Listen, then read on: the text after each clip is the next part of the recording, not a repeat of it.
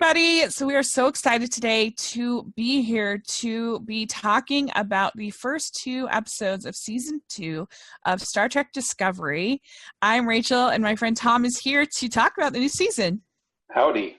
Yeah, we haven't been able to podcast together for quite a while. So fun. Yeah, it's been a long wait. Yes. You excited, I guess, about the new season, and how did the show sort of sit with you the more you thought about it? Yeah, it was really. I got more than I expected. So I expected it to be a little more upbeat and a little more settled, and I got that. But we're also getting a lot more than that. A lot more action, a lot more humor, a lot more interesting stuff going on with the characters. So and we'll get into it. But no, it's exceeded my expectations so far. Yeah, I think so too. I think both of these first 2. I mean, I really liked season 1. Some of the mirror stuff wasn't my favorite, but the rest of the season I thought was very cinematic and very engrossing and very well acted. And so I enjoyed it, and this continues those qualities as far as the production. But yeah, I agree. It feels a little bit lighter. But still thoughtful, and so I'm really excited for the season, and I think it started off pretty strong with these 2 episodes. So yeah, and this is what we're gonna do for the rest of the series. We're gonna try to do every 2 episodes to cover it. That's what I did for Doctor Who this last season, and I felt like it was really helpful, and I just enjoyed that format. So let us know if you're listening what you think of that, and but that's what the plan is currently. So anyway, let's dive right in. The first episode was called Brother, and what were your overall thoughts about this episode? Yeah, I feel like they got some. I felt like the amount of fan service was just right. I felt like there was a nice balance there, right? Because we see the Enterprise, we see Spock at least as a little boy. Mm-hmm. They sort of tease us meeting Spock, but we don't get him, right? Mm-hmm. And we get Captain Pike, and I've been a big fan of his for a long time. But I have to admit that, since we don't have much, he's a bit of a blank slate. Mm-hmm. And it's interesting to see Anson Mount take the role and do something with it, so. Yeah, I mean, I agree. It was fun to see Jet Reno, the character, comedian Tig Notaro is her name. Yeah, she's great. She's a lot of fun. I've seen her, and she was just recently in Instant Family, which I thought was such a lovely surprise of a movie. It was really good. And she plays one of the, I don't know if you call them guidance counselors, but one of the people that are helping the family through, helping all the various adopted parents through the process. Mm-hmm. And she was hilarious. Her and Octavia Spencer, really good. And so it was fun to see her in this. And Christopher Pike, I like that actor. I think he's a good actor. And it was interesting. The Vulture article, he says, the Vulture reviews are really good. I really enjoy them. And he says that he not only has the review, which are really well done, but he also does a play-by-play kind of thing that he does while watching it. That you can like kind of like his reactions recorded as he goes. Personal log, he calls it, which is very there you go. Trekkian way to put it. But anyway, they're very good. And he says he felt like this was a move expressly designed to placate a hardcore cadre of Trekkies who have already expressed serious doubts about the show to begin with. Would you agree? That it's made for them? Is that what he's saying? Yeah, bringing back Pike. I think it's kind of reassurance, but I think it's also just sort of using what's there. It's using the canon to... as a resource. Yeah. He also says, which is interesting, he says it is with slightly bemused optimism that I report that the season 2 premiere, which for better or worse ignores almost all of the events of last season, is made delightful almost entirely thanks to Pike's arrival on the ship. So he was a big fan of the move, but yeah. Anyway, would you agree that we've kind of put last season behind us? so far. Yeah, and I think we needed to. Looking on it from I rewatched season one leading up to this, Mm-hmm. and my poor wife, put up with a lot of Star Trek at once. She likes it, but it was a lot at once. Yeah. And honestly, I found it tiring, especially like about episodes 8 through 15. Yeah, the mirror. Got kind of a slog when the shocks and the reveals aren't so shocky and revealy. It was kind of a slog. Yeah. Because it's so dark and heavy. Yeah. Yeah, that's how I felt about the Mirror universe. It wasn't my favorite. But I mean there's some interesting stuff in there. Yeah, for sure. Yeah. So it's interesting. Yeah. But, I felt Pike really did nicely set the tone for everyone and set a new. And I like how they basically he's looking. He might as well be talking to us when he says, "I'm not Lorca." Right. Exactly. Yeah. So they meet up with the Enterprise, and that must have been fun to see the two ships. And, oh, so cool! Yeah. I can't wait to get mine. Yeah. So it turns out the Enterprise has been investigating these 7 signals that were like damaged, and these asteroid signals, and they find only one of them is left, and so they go to sort of inspect it, and they find the USS Hiawatha, and that's where they meet Jet Reno and crew there. And what do you think about that whole sort of the asteroids and them having this energy and that whole sort of plot as part of the plot? No, it's intriguing. It's I'm having a good time watching them be scientists as opposed to warriors or reluctant warriors. Right. Because there's something when Star Trek is going well, something that the original series did better than I think some of the other succeeding series. They gave you a really good strong sense for like feeling like you were really watching real people, real humans in space. And they're better than we are, right? They don't have the same problems we do, but they're still human beings. And but they're just people at work doing their jobs, and it's a particularly exciting job, right? Otherwise, it's not interesting television, right? But especially with Tig Notaro and Tilly and with Pike, all the 3 of them have a very real, like, I feel like I've met these people or that I could meet them. And what's funny is that like they contrast with Burnham in that way, because Burnham is very kind of stiff and solemn and Vulcan-ish. Yeah, and everybody was kind of that way last season for the most part. That it was kind of serious take on things, and I agree. This was kind of fun to see sort of a return to sort of the mini kind of mystery in the original series. Like that each show was kind of here's this alien that they don't understand. Here them trying to understand it. There's a problem that they have to solve, and by the end, they're going to solve it. We're going to figure it out for the most part. And so, yeah, and sometimes I like the more sort of episodic, particularly in the next one. I liked how it was sort of felt like an episode as opposed to there were continuing threads, but it's nice when you get those sort of standalone episodes as well. Like my favorite of last season was the time loop one by far. Yeah, Magic to Make the Sanest Man Go Mad or something like that. Yeah, they were fond of the long titles last season. But that was a goodie. And it's fun to get some of that episodic feeling back. The strong sense I got out of rewatching season 1 and especially in these first few episodes is the sense I'm getting is that it's like, suppose that Star Trek didn't happen in the 60s. Suppose someone dug up Gene Roddenberry's papers and they found this pitch for a show, and they successfully made it in 2018, 2019, right, 2017, and this is what it would be.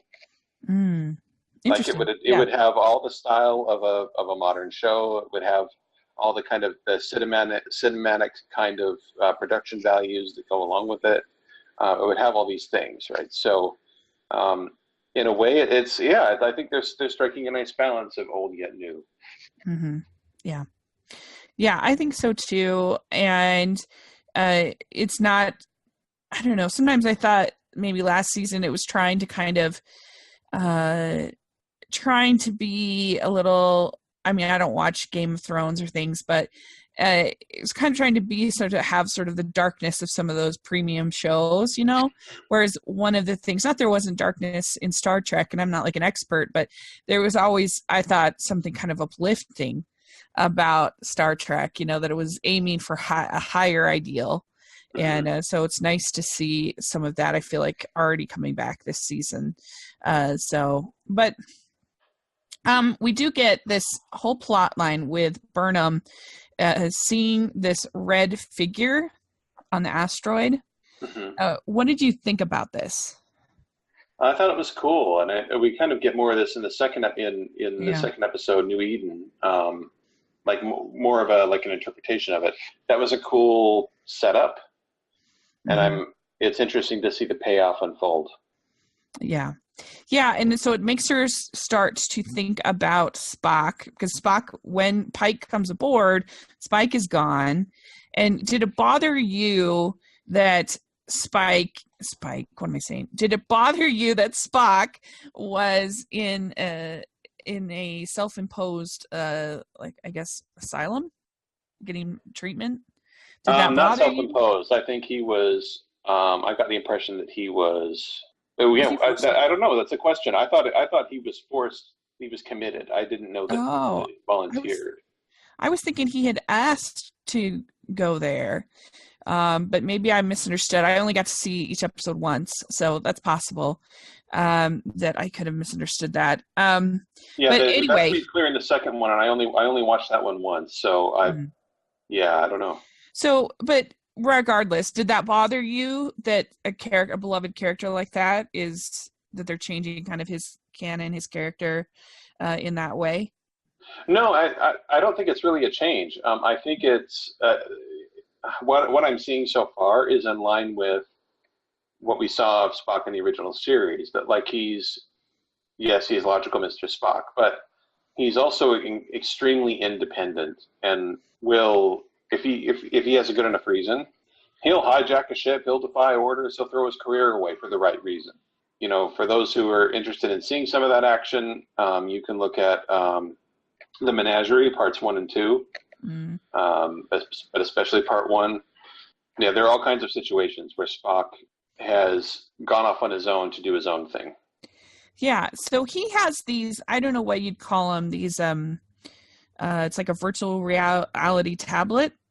That he has been, even from back as a child, been following these 7 signals. Right. And he's kind of obsessed with this in a way. And they go back to, you see him as a little boy and her coming into the family and him not being very welcoming to that, but they obviously had some kind of relationship. And I mean, I'm only guessing that we're going to I'm assuming we're going to get Spock pretty soon in this season, and that we're going to dive more into that sort of complicated relationship. But yeah, I mean, what do you think of these sort of, I don't know what the word is for him, these sort of tablets that he's sort of following? And did you think that was intriguing?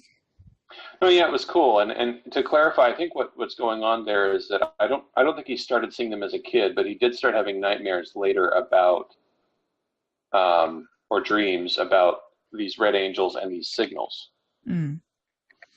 So that's how he knows about them. But he's been keeping these kind of tablets for a long time, right? Yeah, or this particular tablet. Yeah, that's true. It's the same tablet he had when he was a kid. Yeah. I guess it's sort of a way to draw and kind of also. Yeah, it's an art tool. Yeah.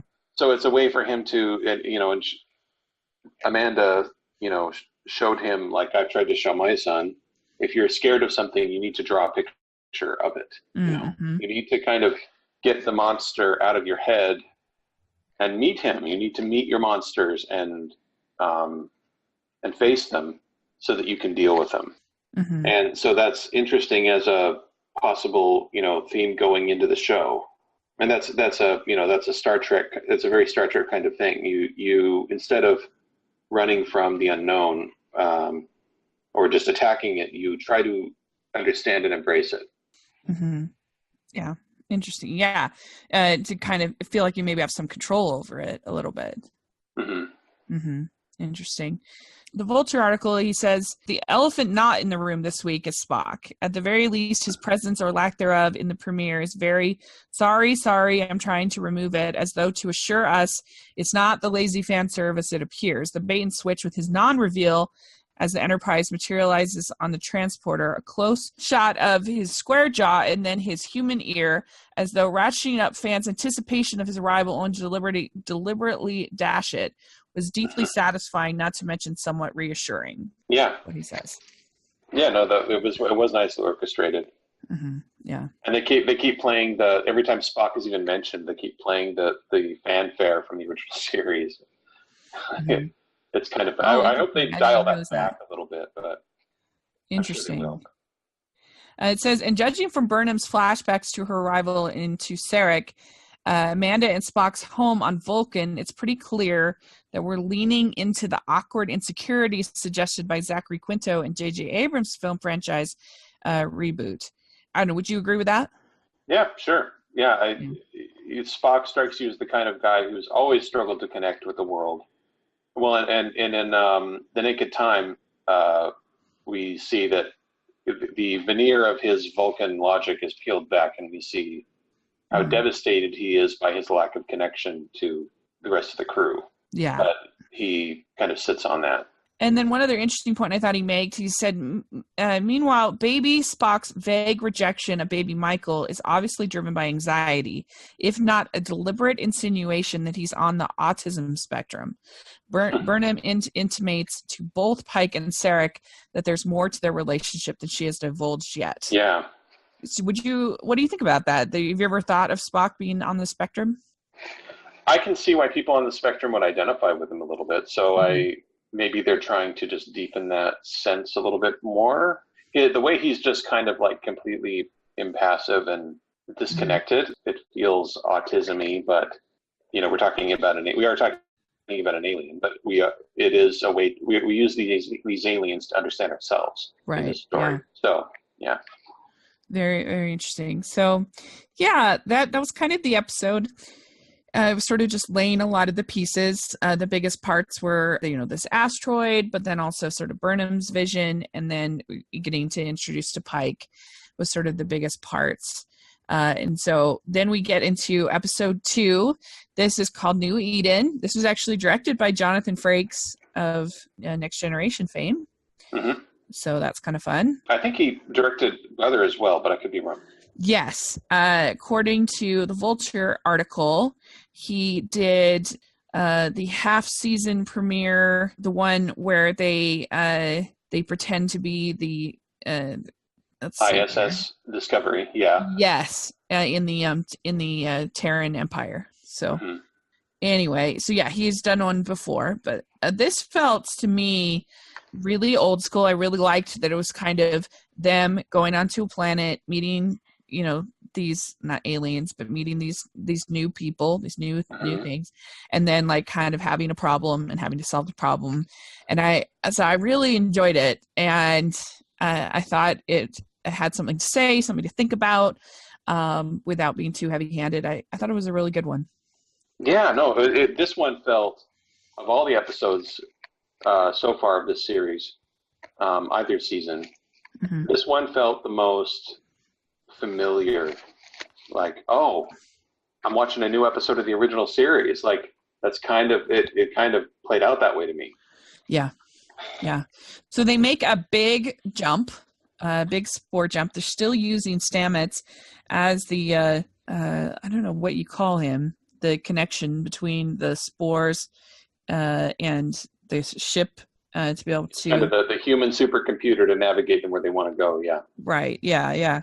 And so the one kind of connection, I guess, to last season is that he sees this whole vision of Lieutenant Culber, his fiance, I believe, that had died last season. He sees this whole vision of him, and he thinks, I mean, it feels so real to him, and it sort of starts this interesting thread that we're going to have to see where it goes, where he's all the more sort of, there's a side of him that wants to almost give in to this dark matter, to the thing, so that he could be with his love. And of course that scares Tilly a lot. But what did you think about that? Well, yeah, they were flirting with the supernatural here, and I think that's bold and interesting.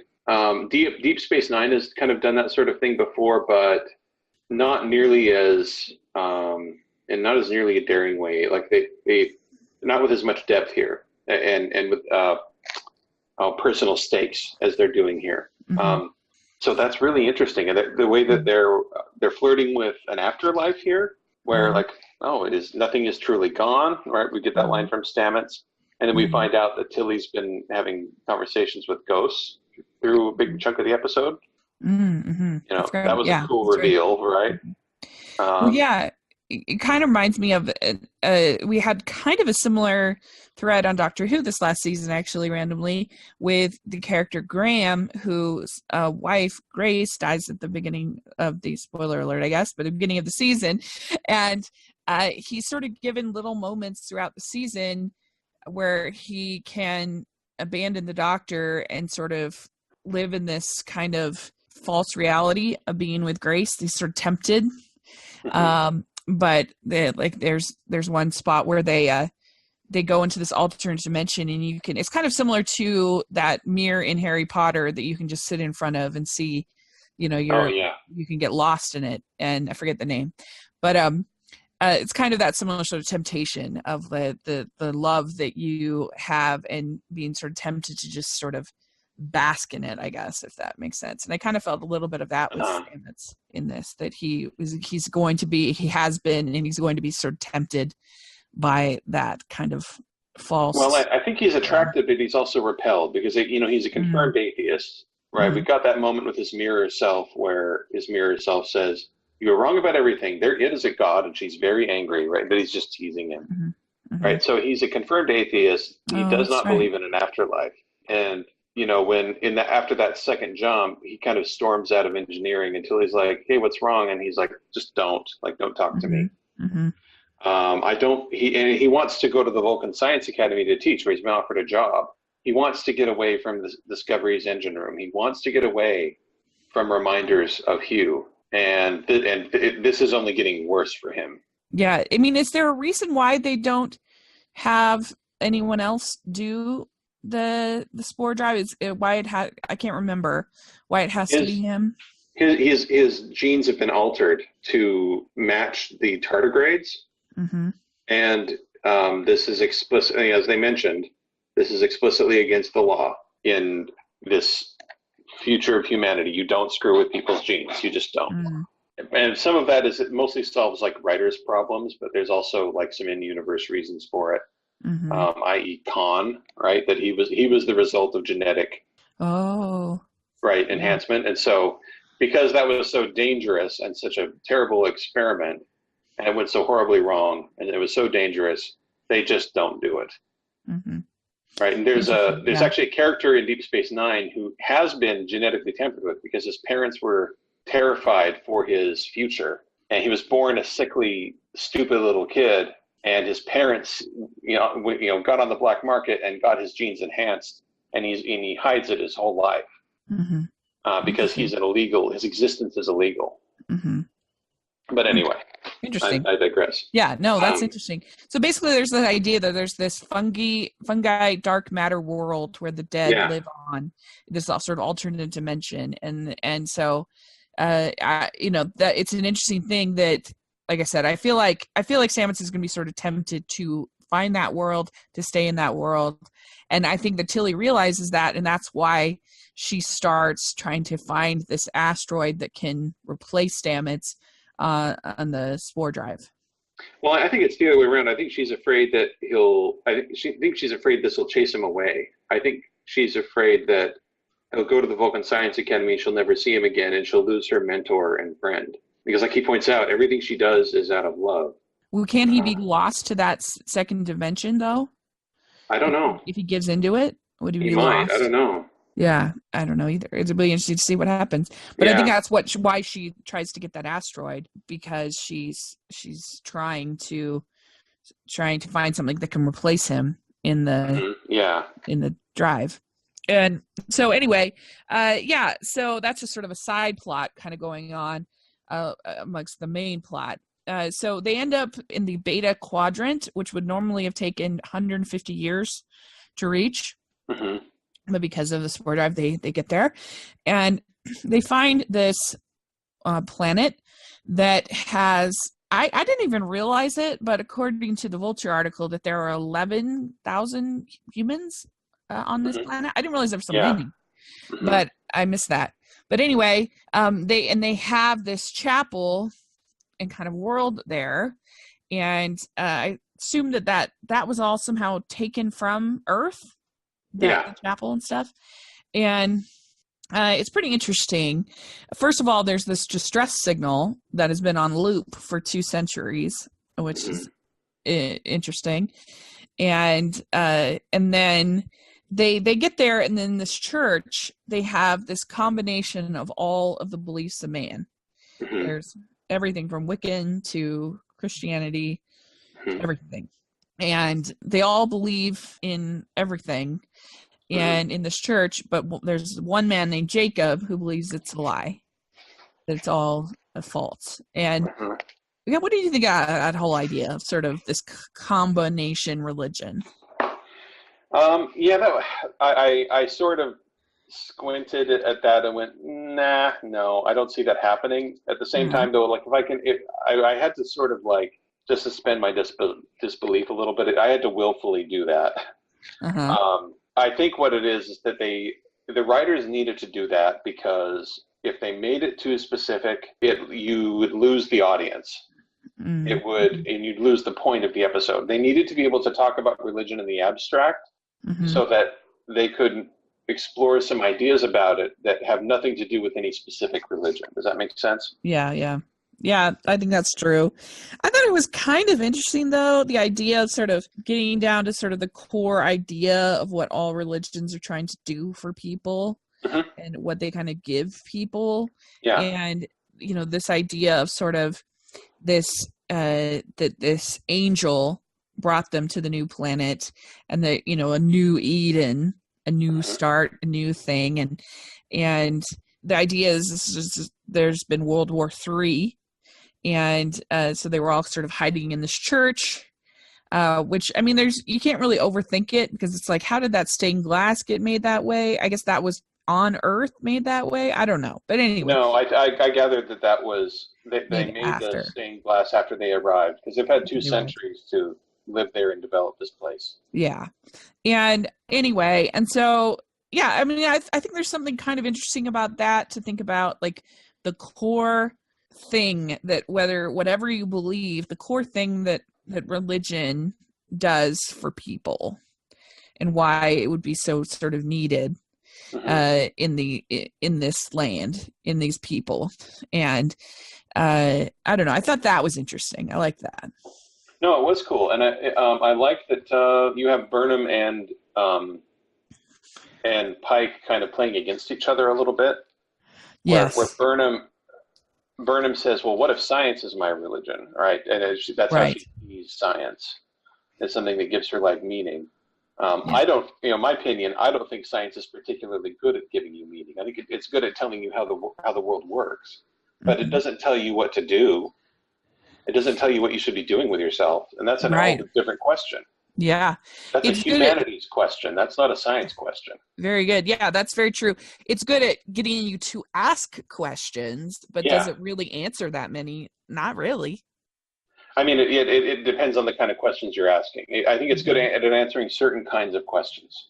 Right. Yeah. But I think that Pike recognizes that, and he sees both sides, right? He says that I think it was like his mom was a science teacher and his dad taught comparative religion.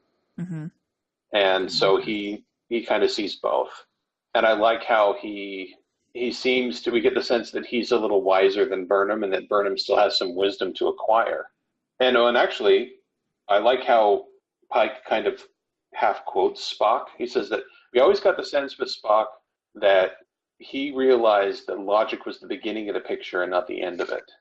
Mm-hmm. And in Star Trek VI, Spock says to his protege that logic is the beginning of wisdom, not the end. Right. Mm-hmm. So we're kind of getting an echo there of that same idea. Mm-hmm. Yeah, it's pretty interesting. We don't spend that much time with they call it the mother, Mm-hmm. Or the villagers. It's pretty much just Jacob that we spend time with. But did you think that I kind of wish we could have gotten a little bit more of them, but like, I think they are really just placeholders for the idea of religion. Yeah, exactly. They're saying don't look too closely at who's believing what here. We're just talking about faith. Yeah.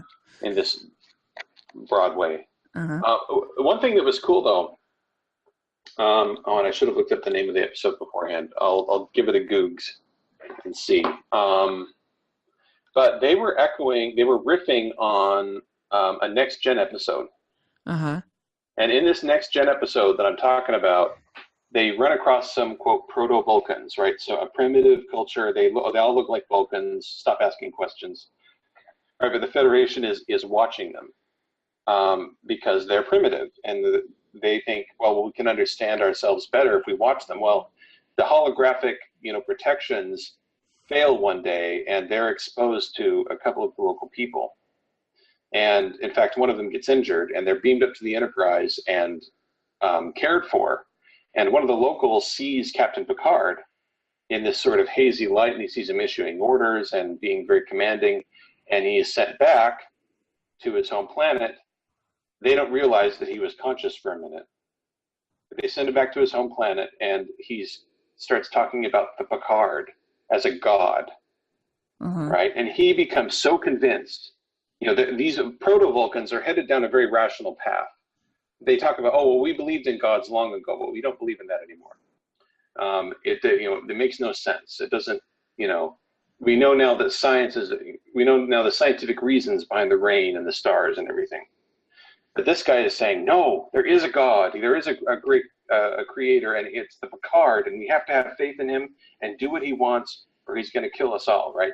And Picard has to go out of his way, has to come down in the end and say, I'm not a god.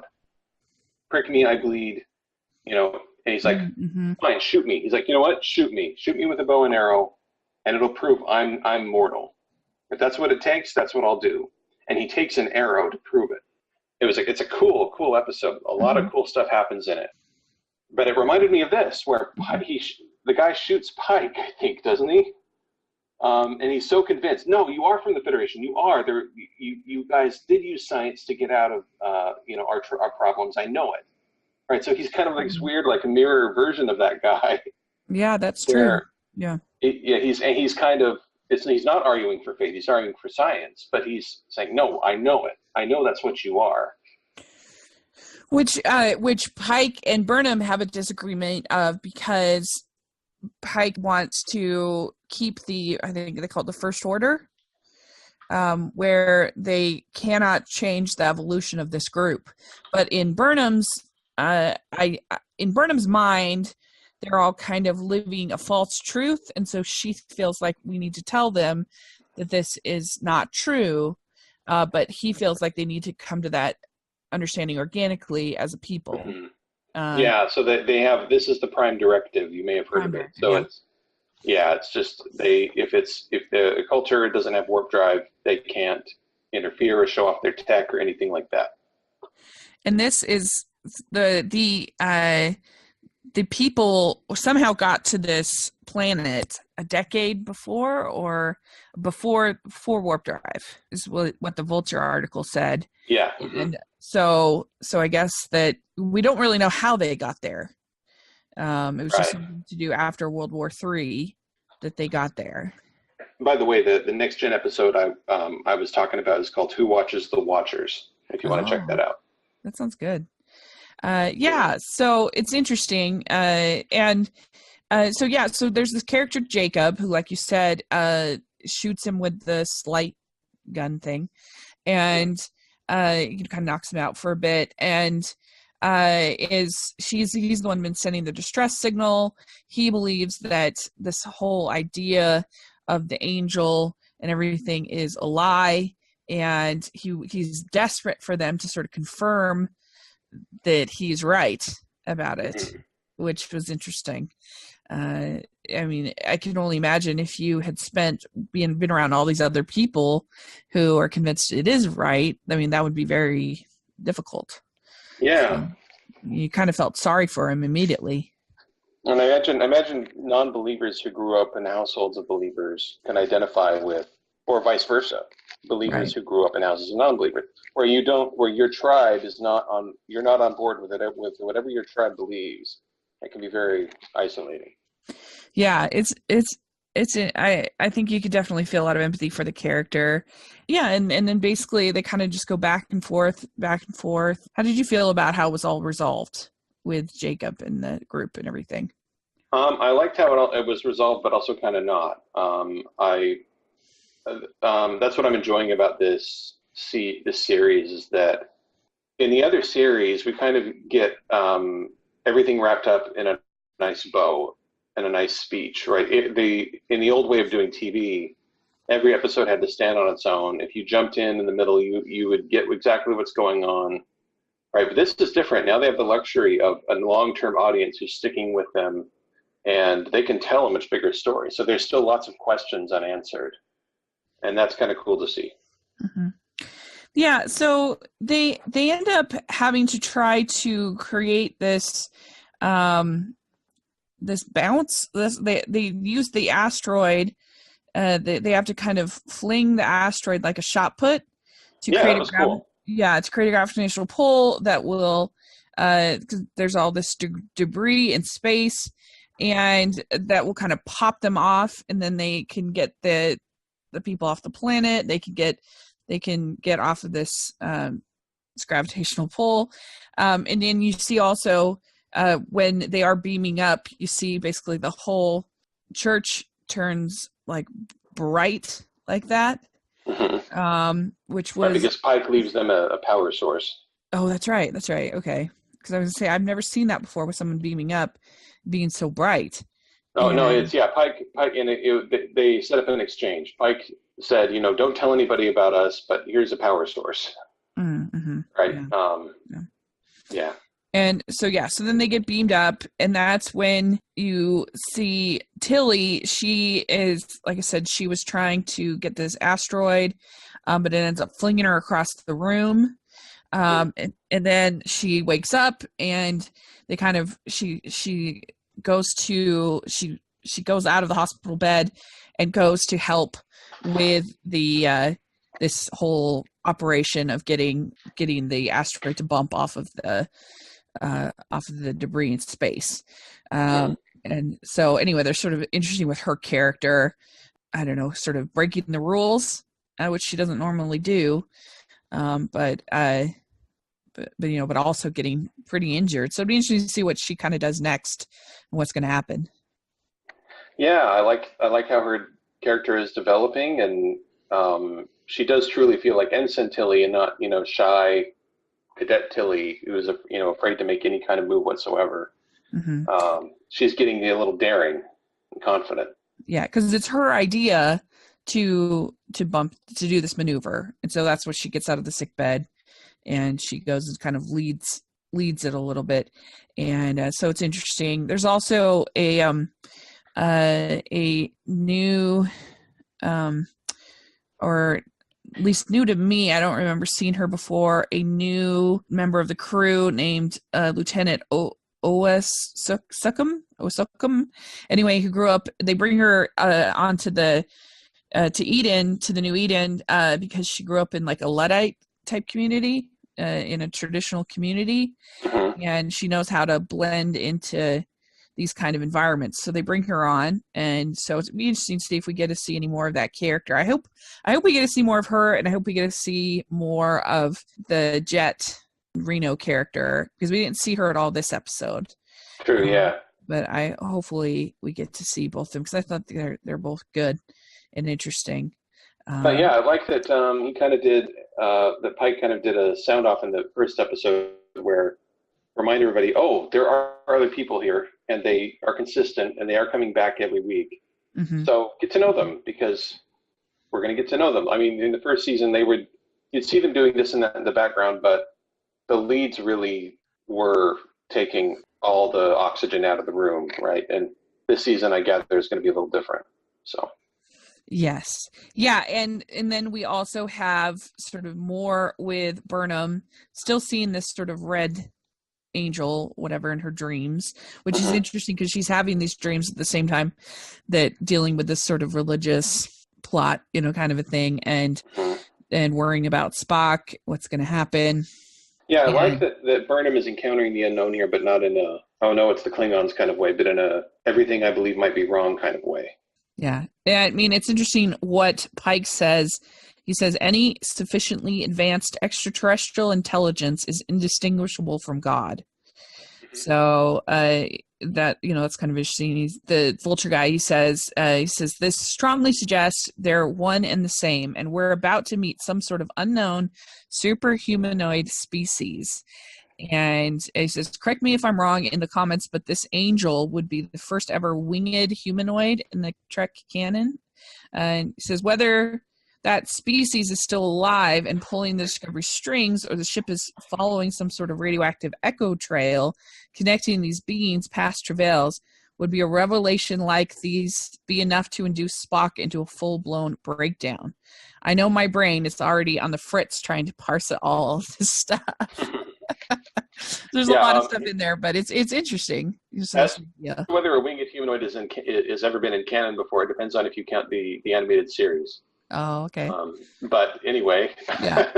But I like kind of what he's overall saying is sort of, you've got Burnham and this sort of vision that she's dealing with, but then also these people that are also believing in an angel.